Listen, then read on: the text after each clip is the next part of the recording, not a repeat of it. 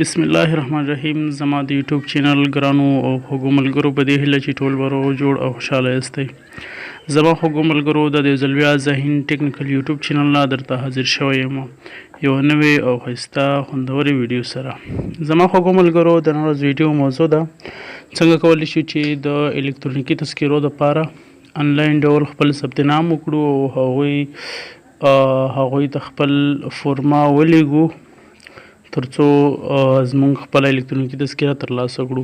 نو زما خوږو ملګرو راځو ویډیو شروع کوو. د ویډیو شروع کېدو نه مخکې له تاسو څخه هیله کوم که چېرته تاسو زموږ یوټیوب چینل نه وي سبسکرایب کړی هغه در سره ضرور سبسکرایب کړئ او څنګ کې د بیل نشان ووهئ چې زموږ هره تازه او نوې ویډیو تر تاسو ژر در ورسیږي.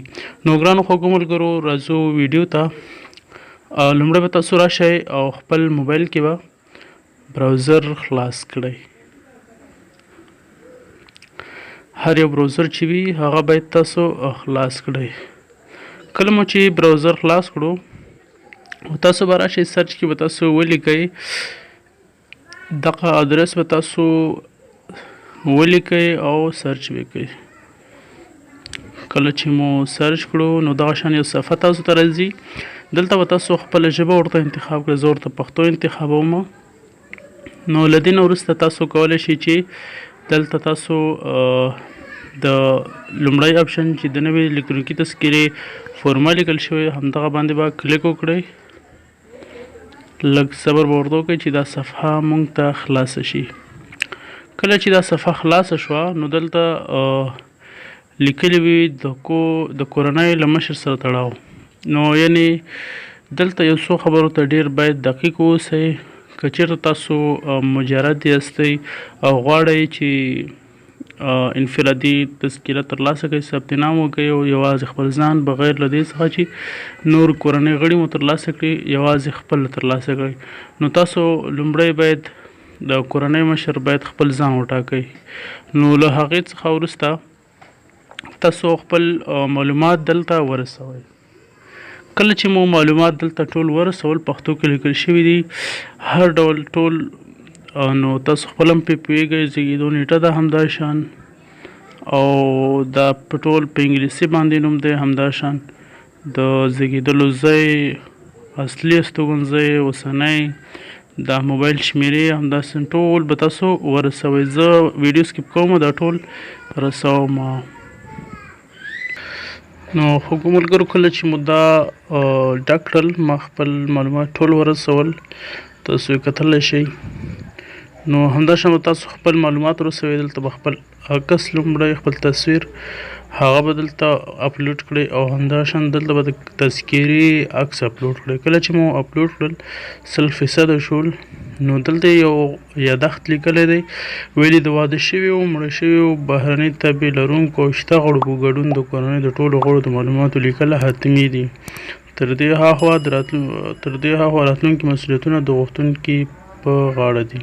یعنې معنا دا چې څومره کورنۍ غړي لرئ هغوی باید ټول ورسوي. که مړه شوي هم وي که واده شوي هم وي نو هغوی که چېرته داسې څوک چې بهر ملک کې قبولي اخیستي هغوی لیکل هم حتمي دي. نو کله چې مو دا ولیکله بیا به تاسو راشئ او دلته به ورکړل شوي معلومات لومړی خوندي کړئ. دغه به ووهئ چې تاسو ته یو کوډ درکړي هغه باید تاسو له ځان سره وساتئ. دغه کوډ تاسو لیدلی شئ دا باید تاسو له ځان سره وساتئ. ځان سره په کتابچه کې ولیکئ تر څو بیا د دې لارې نور معلومات تاسو باید تعقیب کړئ. دا مو چې کله خوندي کړل دلته به تاسو راشئ د کورنۍ نوی غړی اضافه کړئ. د همدې د لارې تاسو کولی شئ چې د کورنۍ ټول غړي اضافه کړل. دلته یې څه ولیکل عسکري خدمات تاسو هغه وایي چې نه دي سلیکټ کړي هغه به راشو هغه به هم سلیکټ کړو. دا دی ما ورته ولیکل چې عسکري خدمات نه دي کړي.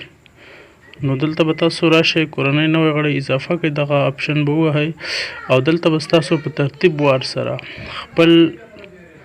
خپل معلومات د خپل کورنۍ غړو یو معلومات به تاسو شریک کړئ. لکه فرض مثال دا زما خپل نوم شو همداشان وایي چې ستا سره د کورنۍ له مشر سره تړاو، یعنې دا چې ته اوس کوم کس اضافه کوې دا دې څه دی، یعنې تا واده نه دی کړی دغه اپشن درکوي. که چېرې درته لیکي مېرمنه همداشان زامن لوریانې داسې لور زوی دا شیان تاسو ته لیکي.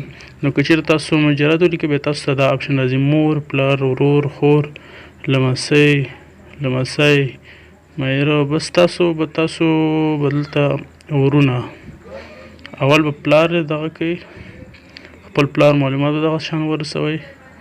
چې کله مو ورسوله بیا دلته راځي چې آیا دغه کس الکترونیکي تذکره آیا غواړي چې الکترونیکي تذکره دغه کس واخلي. دلته بیا تاسو نه ورته انتخاب کوئ ځکه چې یوازې زه غواړم. همداشان به ټول معلومات تاسو دا شان ورسوئ. بیا به راشئ تاسو دلته به غوښتنلیک تایید او لیږل ووهئ. نو دلته لیکلی دي چې پدرک کلان ښه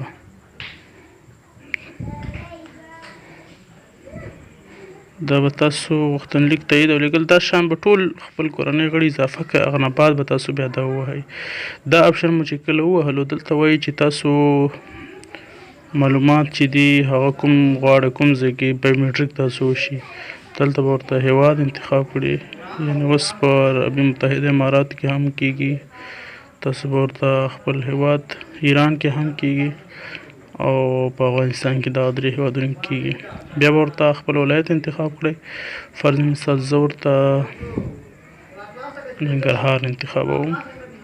همداشان به دلته بیا تاسو د الکترونیکي تذکرې چې دی او دفتر انتخاب کړئ چې کوم ځای کې تاسو وغواړئ او بایومیټریک دپاره چې کومه څانګه تاسو ته نږدې وي هماغه به تاسو ورته انتخاب کړئ. کله چې مو انتخاب کړه نو بیا به دلته تاسو سلیکټ وکړئ. سلیکټ مو چې وکړو دلته یا فورم که غلطي وي بیا که غواړئ وګورئ نو بیرته ولیکئ بیرته فورم ته. که نه وي تصدیق او لیږل به ووهئ تاسو تذکرې ثبت نام به وشي. خو یو خبر یاد ساتئ چې د کورنۍ ټول غړي باید ولیکئ. که چېرته کم ولیکئ بیا تاسو هغوی تاسو ته زنګ نه وهي او تاسو به همداسې په انتظار کې پاتې شئ. نو ګرانو ملګرو په دې هیله چې ویډیو مو خوښه شوې وي او څه مو ترې زده کړي وي.